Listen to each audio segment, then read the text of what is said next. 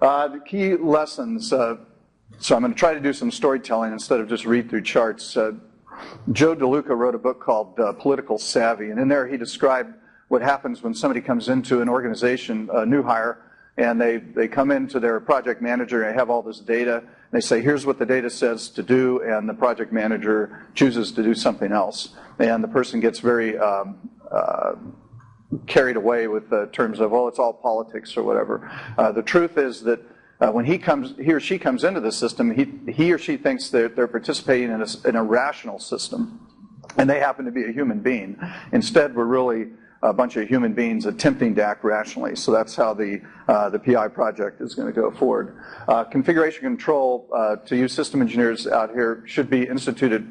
It should have been done even before you went in with your first proposal, but you want to do it as early as possible because controlling the baseline is absolutely key to integrating this project. The other thing I learned from Mars 98 was that all mistakes are stupid. I can't tell you how many cocktail parties I go to and still get the units joke. Okay, so I don't think any smart mistake has been made, and that when you come out at the end, any project, just go pick any of the failures, you'll find out that it was stupid. It wasn't a fourth order physics that we didn't understand that got us, some strange environment on Titan that got us. It'll be something dumb.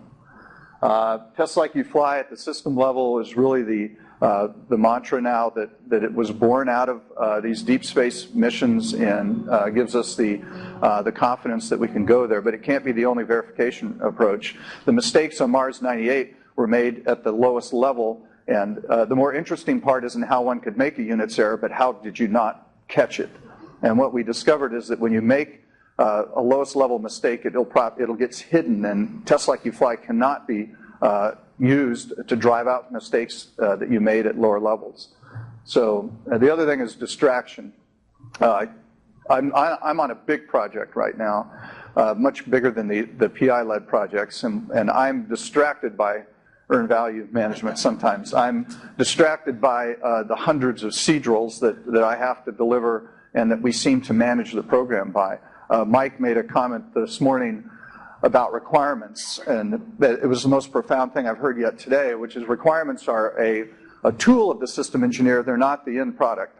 And if you don't understand the science behind it or what you're actually trying to achieve, then the requirement will ultimately sink you.